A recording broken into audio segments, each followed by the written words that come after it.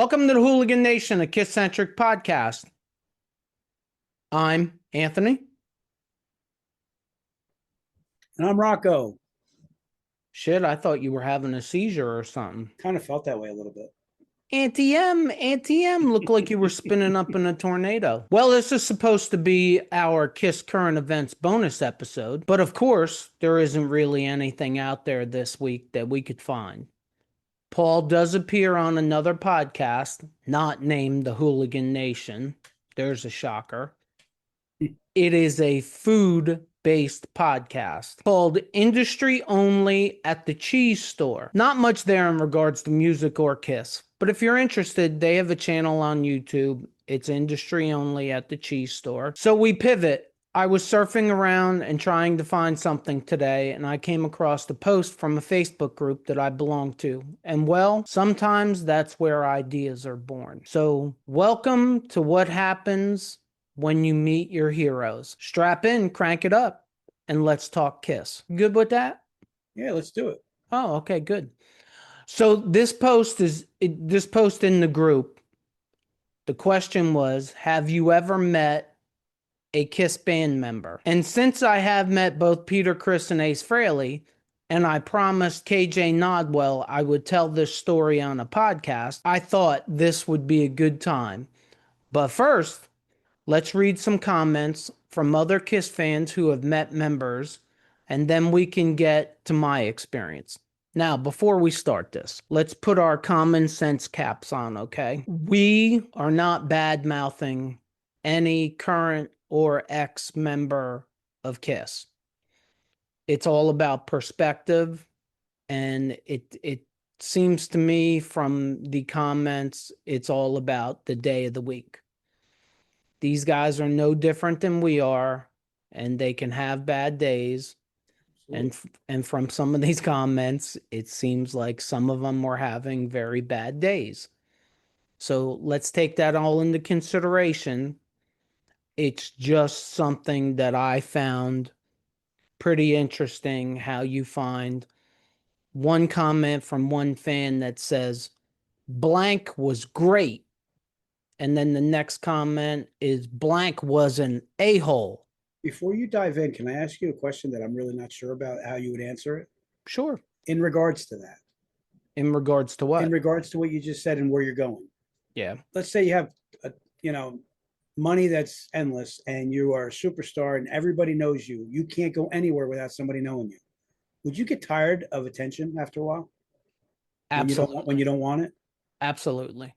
Me too. And that's why I wanted to say that, because I think certain fans will take it that we're bashing certain members, and then I think certain other fans will take it that that member is just completely a terrible human being because he acted a certain way at a certain time. Now, I will tease slightly that I met Ace Frehley separate from Peter Criss. And although my Ace Frehley experience was interesting to say the least, Ace was great. Peter was not so great. I don't really hold it against Peter because I just think it was a lot of things rolled up into one. And I think part of it was the fact that Peter was playing this little small club. He was not flying on private jets anymore. Things like that weren't happening. And I think that, it was a bad day for Peter. So we'll start with some comments that I pulled from this Facebook post, and we'll start with our little demon. The first comment was in regards to Gene Simmons. This fan met him in Manchester, New Hampshire, and wrote, one of the most considerate celebrities I've ever met.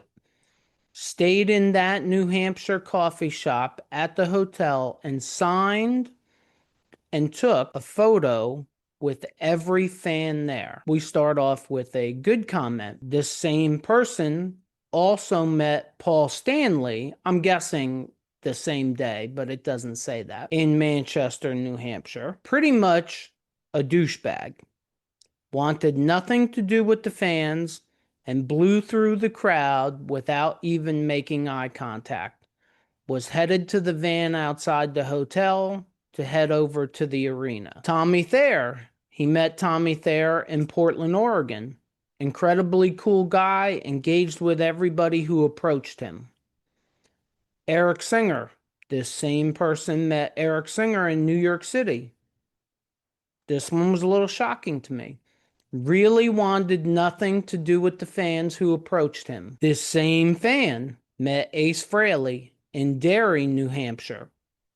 Said Ace was pretty indifferent but considerate to the fans who asked for a picture. Thought that was cool. Another fan, short and sweet and to the point. Met Bruce Kulick, said he was a nice guy. Met Eric Carr, said he was amazing. Met Eric Singer, said he was a nice guy. Met Peter Criss, said he was very moody. That does not surprise me. That's been his MO forever. Right. Met Ace Frehley, not very nice when I met him. Wouldn't sign my arm under my Ace tattoo so I could ink his signature. Very disappointing. I agree with that. I don't know why celebrities do that kind of stuff. If I was a celebrity and somebody wanted to tattoo my autograph on them, I just how could you say no to that? I mean, I can understand why these guys, there's a monetary value on their signature. Yeah, but they're putting their name on the guy's arm forever. Like, that's what I'm saying. Like, that's a dedicated fan right there. I don't want Gene Simmons. I love Gene. I don't want his name on my freaking body. Another fan wrote, I met Peter Criss, signed my Dynasty album, never looked up. LOL. Was still a cool experience. Indifferent. That's kind of Peter's MO. Again, like, you don't feel sorry for these guys, but I would want the money. I think after a while I'd get tired of the fame. I would not want that kind of.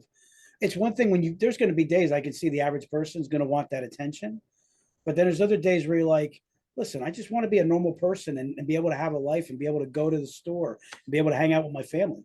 Like, I don't know about you. If I'm out to dinner with my family and I'm like really famous and somebody wants to come up and they want an autograph and they want to talk to me, I'm like, have a little respect. I'm having dinner with my family. You know what I mean? Like, I get it. The timing is everything. I met George Lynch. He's one of my guitar gods, one of my guitar heroes.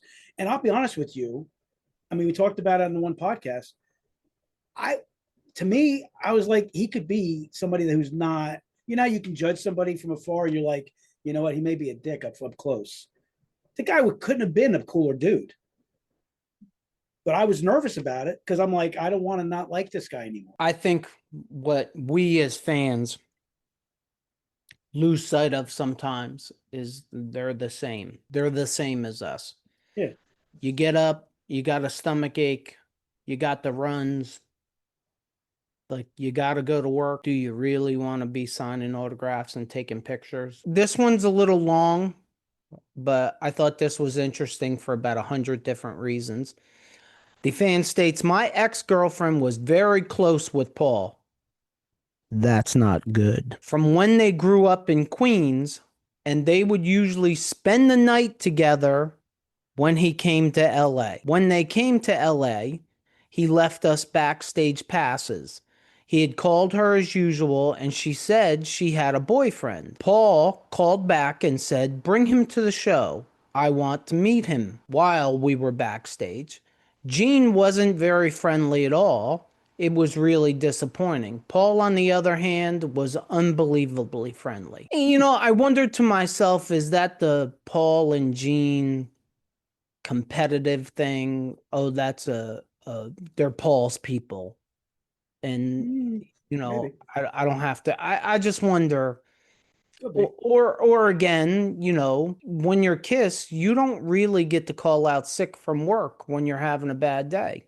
That's true. I mean, something too. You're sending 15, 20,000 people home because, you got the runs or something. So, you gotta, I think you gotta take that into consideration. And what you said earlier, which is, doesn't that shit get old after a while? And I'm sure it does get old, and I'm sure it probably runs in cycles. Yeah, there's probably times where you're like, I need a little attention. Somebody say somebody, you know what I mean? Like, I'm sure you get so used to it that you're like, man, it's been quiet for a while. You know what I mean? I can see Paul at this point, like, my people. Oh, You know, they're oh, a couple years ago, he was probably like, "Get me the hell off of this stage. I've had enough of this." but you know what, too, Kiss, another area that we do this all the time since we started this. Another area that Kiss is different than any other band. I'm sure that there's fans of like Metallica where James Hetfield's their guy, and other bands like, and Eddie Van Halen with Van Halen, stuff like that. Kiss is like the one band where each member had its own crew of fans, like own, like, I think more separate than any other band because they had separate character, like actual characters. Yeah, I think that's probably right. I think to this day, when we went to the Gene Simmons show, Hmm. what was interesting to me was you're going to a Gene Simmons show and you're wearing a Vinnie Vincent shirt with him in the Ankh Warrior makeup. Hmm. Like that said a lot to me. Yeah. Like it's a character driven thing. Yes. I and you are notorious for saying who you identify with, but I think there's people that identify with the Fox.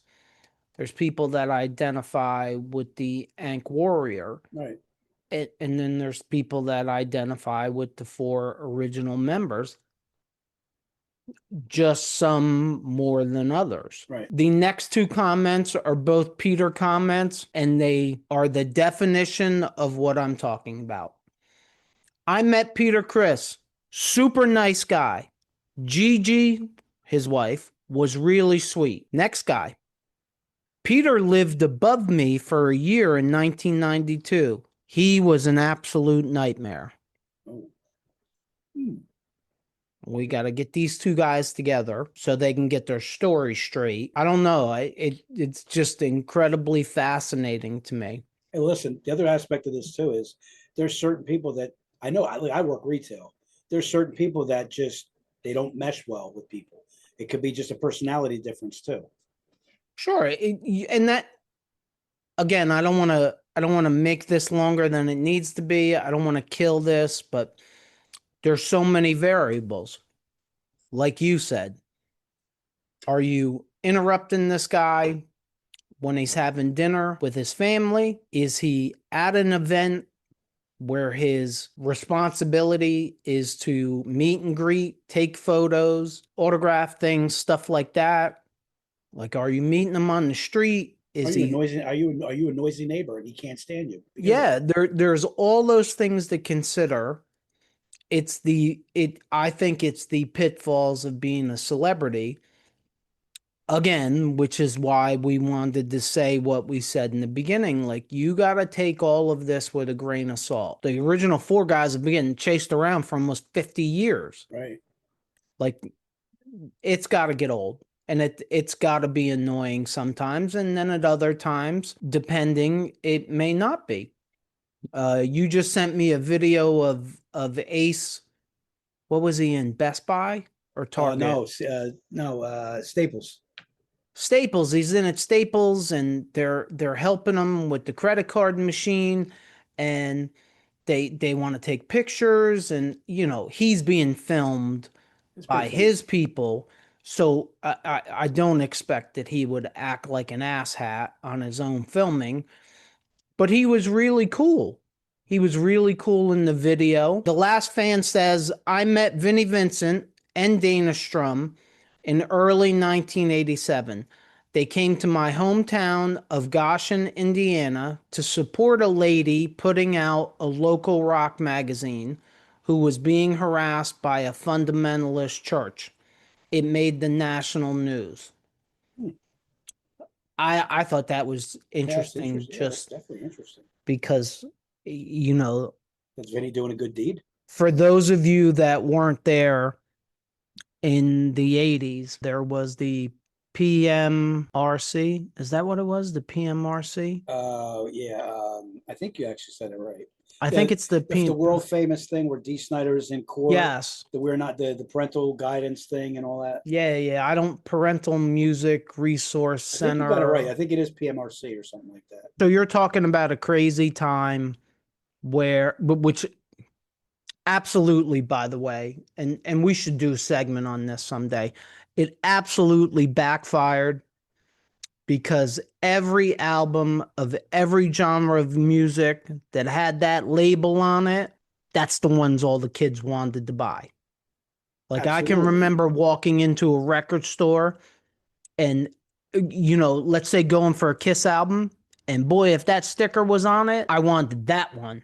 I wanted the one with the sticker on it. It's probably Did, what got me into 80s and 90s rap music is because there were like 12 stickers on each of those records. didn't Judas Priest do a song about it? Uh, Parental guidance, something like that, right? On Turbo, I think. I don't know if parental We don't guidance is need about the. no parental. How did it I go? don't know. That's interesting though. You Yeah, might actually be right about that. I think he did. I think he Good did. for you. Good job. Okay, so now let's get to my stories and I'll make them as quick as possible. I'll leave it up to you, Father Rocco. Which one do you want to hear first? The Peter Criss or the Ace Frehley? I will say that I am envious that you got a chance to meet both of them, even though they were both actually not for nothing. They're both entertaining stories. So I think the hooligans will be pleased. Let me hear go with the good one first. Go with the ace first. All right, we're going to go with the good one first. Before I bring this up, who would have known in like 1994, which is, I think that's the year that I met both of them. But who would have known that however many, and I don't know, 30 years later, 30 years later, I would have material for a KISS podcast. So shout out to Obsessions Nightclub in Randolph, New Jersey, and shout out to their owner, Billy Stavrakis. I love you, Billy. Uh, it was one of the funnest jobs I ever had. I was a bouncer at this little club in Randolph, New Jersey called Obsessions. Most of the time during the week, it was a rock club where they would do rock shows. And, they had, they didn't have any major acts. We spent a lot of our youth there, though. Spent a It lot of our was youth there. usually before the band was a national band. Their pet band was Trickster, which is why I hate Trickster to this day, because like Billy loved Trickster because Trickster was really popular in Jersey at the time. And he used to bring in, I don't want to say they were has-beens because neither Peter or Ace was a has-been at the time, nor do I think they are now, but they were, trying to, in Peter's case, he hadn't put an album out since like 1982. It's 1994. It was his Criss band that was short lived. In Ace's case, he came out with Fraley's Comet and, he kind of did this and it was 94. It was actually, I believe it was right before their Bad Boys toured together. Anyhow, Billy calls me up and says, I need you to work. I think it was a Tuesday night. I need you to work Tuesday night. And I was like, I don't work during the week. I used to work the under 21 Saturday night and Friday night, and it was more hip hop rap.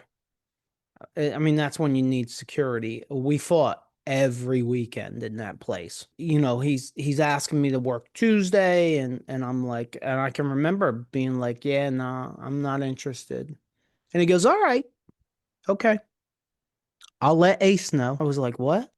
Billy knew I was a Kiss fan. I was the guy that gets hired there.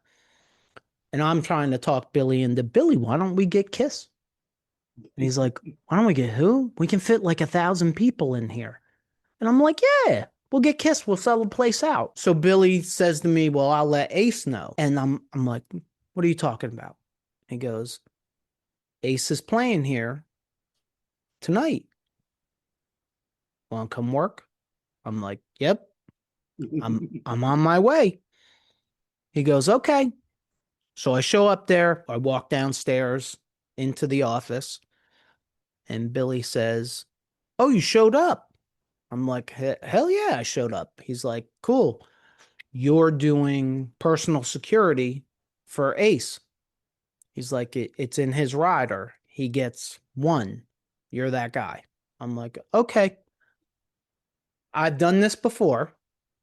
Personal security for an artist is the easiest job that you can have in a club, right? Because they spend most of the time on the stage. Like, unless somebody's going to jump on the stage, and that's a dream come true. But unless they're going to jump on the stage, most of the time you don't really have any work to do. You just stand on the side of the stage, and that's it. You don't cater to any of these people. You're security. So I'm standing by the side of the stage, and I think Ace was supposed to go on at like 8 o'clock, and 7:45, Billy comes up to me. Are they here? I go, no. Okay, he'll be here. Okay. 8:15. Is he here? No, no problem. He'll be here. I go, hey, Billy, what do you know about Ace Frehley? He goes, yeah, I know a little bit. I don't know a lot. I go, Ace is kind of notorious for these kinds of things. He's like, yeah. He'll be here. 9 o'clock. 9 o'clock. Poor Billy. Billy had a strong heart because Billy was freaking. And everything changes. Where is this asshole? These people going crazy. What am I supposed to do? I'm like, I don't know, 18, 19 years old. I don't know what to tell this guy. All of a sudden, the side door by the stage opens up, and this long haired dude walks in like he owns the place. And it ain't Ace, but it looks a little bit like Ace. And I got a shirt on, of course, that says security. Not the brightest thing and any business owner can ever do, but that's a story for another day. And he comes up to me and he goes, hey, I need you. And I look at him and I go, who the hell are you? And he was shocked and he goes, I'm Richie Scarlett. And I go, oh, no shit. You're Richie Scarlett? I mean, you guys got to remember, for the younger people, like Richie Scarlett is like up here to me. But this is pre-internet. Like Richie Scarlett wasn't in Cream magazine or Hit Parader or any of that. He was a mythical, magical unicorn type creature at the time. I had no idea what he looked like. So now I'm geeking out that I'm standing about a foot away from Richie Scarlett, and Richie Scarlett's in a panic. And I go, Richie, you guys were supposed to go on an hour ago. And he goes, yeah, I need you to come with me. Okay. We walk out the side door. We go down a set of stairs, and there's a limousine there. And Richie opens the back door of the limousine, and oh my God, there is Ace Frehley surrounded by beer bottles and beer cans, and he's unconscious. And I look at Richie, and he goes, you know what today is? And I go, no. He goes, today's Ace's birthday. I'm like, oh my God. What am I supposed to do with this? He goes, you're going to have to pick him up and carry him. Now, and you can see this in video and in pictures. Ace was in a bad place at the time. If Ace was 150 pounds at the time, he had nickels and dimes in his pockets. Okay. I mean, he was on a bender for a long period of time. He did not look good. I throw this guy over my shoulder. In we walk. We got a little dressing room off of that side door in the back. And he's out. I mean, he's 100% unconscious. And I sit him on a chair and I turn around to Richie and I'm like, yo, where's the rest of the band? They're here. Okay. I gotta go find my boss. Like this isn't gonna happen. No, no, no. It'll be okay. Watch. Richie Scarlett picks up Ace's guitar, walks over to him, hits him a couple times, and says, hey, it's time to go. Up pops Ace Frehley. Let's go. Puts the guitar on, plugs in, walks out on stage, and annihilates the night. Dude, I've seen Ace, I don't know, probably 10 times. It was by far the best Ace show I shouldn't say that. I've seen Ace about 10 times solo, and that was the best experience. I mean, he was hammered out of his mind. When he walked on stage, it was no different than I had ever seen him before. And that's probably because he was always hammered out of his mind. But didn't slur his words singing. I couldn't figure out any mistakes. Him and Richie both commanded the stage. It was an incredibly good show. Like I can remember telling Billy the owner afterwards, like we should have really recorded that. Like that's how good it was in this small little Obsessions nightclub. And the funny part is, by the time they got off the stage, Richie Scarlett and we were like besties because we were in this together. We go back in the dressing room and I'm talking to Richie and Richie saying to me, like, hey, thanks for saving us. And I'm like, oh, yeah, my pleasure. Again, I'm 18 or 19 years old and I'm in a dressing room with Richie Scarlett and Ace Frehley and honestly, I have no memory if John Regan was the bass player or not. I think he was. I had no idea who the drummer was. I never even paid any attention to that. It was about Ace and Richie Scarlett. Ace walks up to the conversation and says, what are you thanking him for? And Richie goes, you don't remember that he had to scoop you up out of the limo and carry you in here, do you? No. Why would he have to do that? and we're looking at him, and I'm looking at him like, oh my God. And then he looks at me and he goes, hey, kid, what are you doing? I'm like, what do you mean? What am I doing? Well, what are you doing? Like for the next month or two? I'm like, I don't know. I need a security guard. You should come on tour with me. I'm like, no. And we're negotiate. Like we didn't negotiate. He didn't talk about money, but we're having a discussion over going on tour. And at 18, and I got to give myself credit because my personality was that I would normally have said, yes, let's go. We leave now. Man, for some reason, after having scoop him up out of that limousine, I was like, why do I picture this job not being worth whatever it is he pays me because it's going to be a babysitting job? But I got to give Ace credit. Well, I don't know if I got to give him credit. By the time he got off stage, he was pretty much sobered up or looked that way. I think he hung out in the dressing room for at least an hour, if not 2 hours. They did start drinking again. And everything that has ever been said about Richie Scarlett and Ace Frehley were absolutely true because it was almost like a sporting event. They were keeping tabs on what each other was drinking. And it was like a competition. And you could just tell that.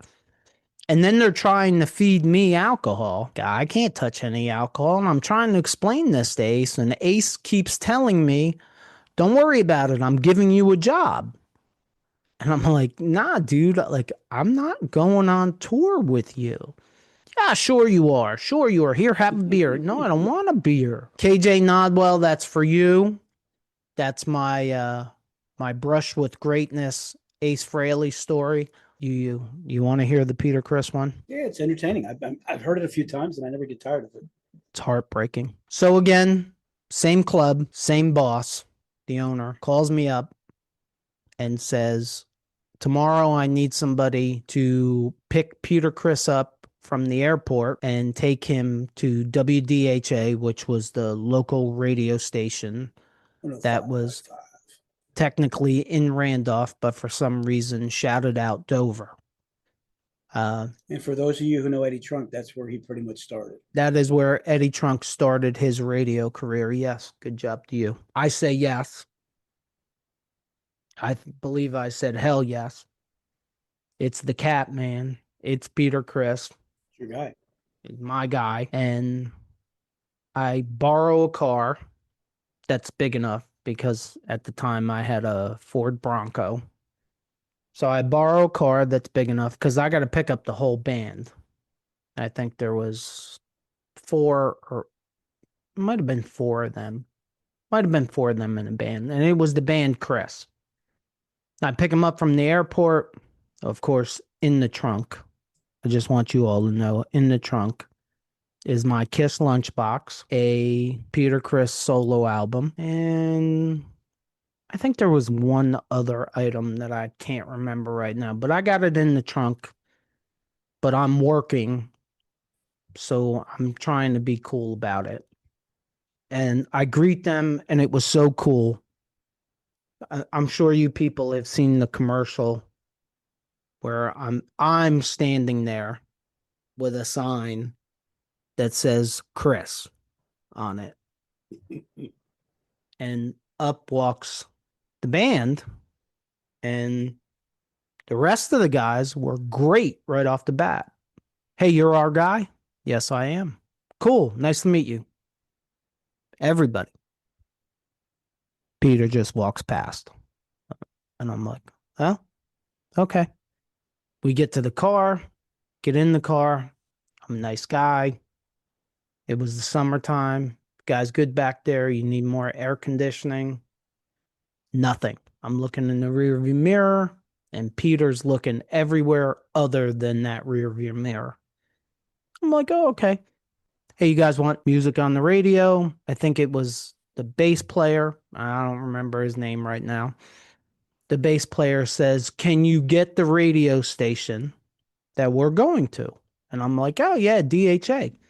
And that stirs up a conversation, and the band members, other than Peter, start asking me questions about DHA. You know, what kind of radio station is it? Blah blah blah. And I'm at the time I'm a fan of DHA. So we're talking. Peter has detached himself from the world, it seemed. I'm like, all right. We get to the radio station, and the attitude just progressively got worse. And we're like out in the parking lot of the radio station, and the rest of the band members are like, it felt like they were catering to me. Hey, do you have anything you'd like Peter to sign? Yeah, I have some stuff, but I think I said something like, he don't look like he's in the mood, and somebody said he's never in the mood. And then I can't remember exactly like what happened, but Peter started to like boss me around. And well, I haven't changed much since I was about 4. So that doesn't work very well for me. And he started like ordering me around, like telling me where I was going to park, telling me I was going to do this. I had to sit in the car. Whoa. And I told him, hey, man, I don't work for you. And he said my favorite words, do you know who I am? And I said to him, I know exactly who you are. I said, in that trunk is a lunchbox that I got when I was 5 years old. That lunchbox has your picture on it. I know exactly who you are, and I don't care. I work for Obsessions. You're going to be late for your interview. And he goes in. And they're in there for about 45 minutes, and they come out. And now Peter really is angry. Peter don't like me anymore. His bandmates, they're busting his balls. Hey, Peter, the kid's got stuff for you to autograph in back. I ain't autographing nothing. I don't work for him. I don't this. I don't. He is just running his mouth. What's it take? Maybe 10 or 15 minutes to go from DHA to Obsessions. He don't shut up the entire ride. And he is just poking me the entire ride. And I'm doing deep breathing woosah exercises because I'm thinking to myself, I love this man and I'm going to strangle him. The band members, they were throwing fuel on the fire on a constant basis. And now they're outright busting Peter's balls. Like, we pull up, we get out. All the band members get out of the car like grown men. And Peter's sitting in the middle of the back seat of the car. And we're all standing outside and the doors are closed. And I look at these guys and I'm like, hey, does he need a minute or something? And they go, no, he's done this before. He wants you to open the door for him. I'm like, yeah, dude, that ain't gonna happen. So we stand out there for like 2 more minutes, and finally one of the guys for the bands opens the door and goes, hey, he ain't opening the door. So finally Peter gets out, and now it seemed like it started to dawn on him that he's not a star enough for me. And he walks over to the trunk and he goes, all right, let me see what you got. I go, what are you talking about? You got stuff from me to autograph. I go, hell no. Nope. No. Just open it up. I'll autograph it. No, thank you. The guys from the band are like, dude, he wants to autograph it. I don't care what he wants. He's burned that bridge. I don't want it autographed. Peter gets mad again, stomps in. Can tell you this for 100% fact. He was a lot more demanding than Ace could ever be, in my experience. Like, he had to be fed. Ace didn't care about that. Ace brought his own beer. Ace didn't take anything from Obsessions at all. He didn't even ask for a hot dog. Like, he came in, did a show, minded. This is before meet and greets and things like that. There was none of that.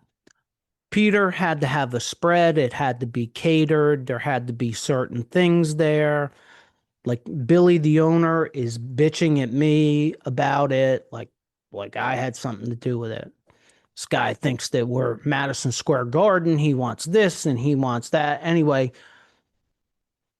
they go on stage. They do a really good show. It was really, I thought it was a really good band. I liked the Criss album to begin with, but it was a good show. And then the show gets over and I have to take this asshat Catman to his hotel. And I know this. So again, I did personal security for him also, but I didn't really talk to him, didn't deal with him.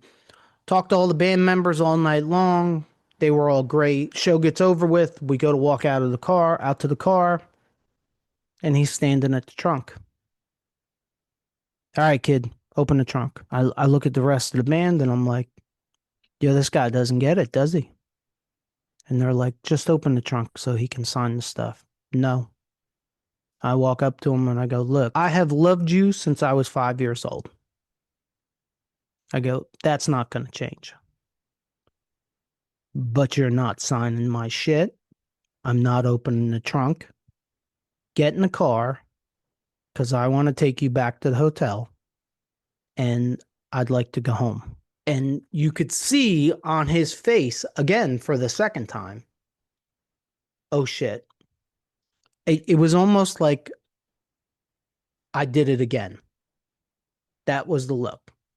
And you know what? I'll give Peter credit. We got back to the hotel. Dingy. It wasn't even a hotel. It was a motel. Get back to the motel. Gets out of the car. Never looks at me. As he's walking away, he says, "I'm sorry," and keeps walking. And one of the members of the band goes, "That's as much of an apology as you'll ever get." So there's my brush with greatness with Peter Criss. I wish I could say that I was surprised to hear that, but from all the stories of his interaction with Kiss, he's a moody son of a gun. He's always been I mean, cats have 9 lives, but I guess he has he has not more than 9 different types of moods. He's a moody cat. He's a moody cat. Yeah. And look, the truth is, I never did hold it against him.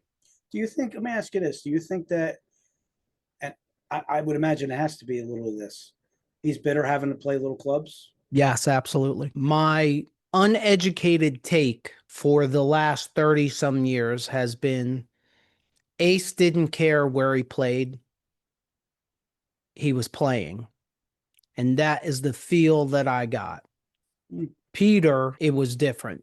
Peter wanted to be a star and wanted to be treated like a star. And when didn't treat Peter like a star, and look, I didn't mistreat him, but I didn't fall all over him either. Well, I'm a lot like you. I can't stand people who act entitled. I can understand if you're having dinner with your family and some dude walks up and you know thinks that he is owed something. That's different. Right. But in the settings that I have been in, like I've always tried to be respectful, but you got to give me that respect back. And if you don't, well, things aren't going to turn out well. We can use the example of Gene Simmons and Paul Stanley. Would I be a little bit in awe if I met them? Absolutely. Would I be like, oh my God?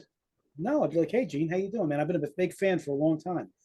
And if he's kind of like aloof or entitled, I'll go back to just thinking of him as the character, and I'll enjoy for what it is. Yeah, you kind of got to detach yourself right from that. We have what, over 800 subscribers now? Ooh, as of this minute, we have 854 subscribers. Well, first, I'm very thankful that a lot of people are joining the party. One thing I want to say is between us and the 800 and some subscribers, I'm sure there's plenty of hooligans that have met members of KISS. And let me tell you something. We have a Facebook page. We have the comment section. We would love to hear your stories because I'm sure there's a ton of stories of meeting members of KISS. And whether you've met Eric Singer, all the way from Eric Singer all the way up to Gene, Paul, Eric Carr. I mean, this does it for us. That's why we do the podcast. Hearing your stories would be something we would really be interested in. If you're listening to us on any of the podcast platforms, please leave us a review. And if you just found us, check out our past episodes. If you're watching us on our YouTube channel and you liked this episode, please consider hitting the like button, just like him, and leaving us a comment. Hit that subscribe button, just like him, so you don't miss any future episodes, and check out these episodes right up here.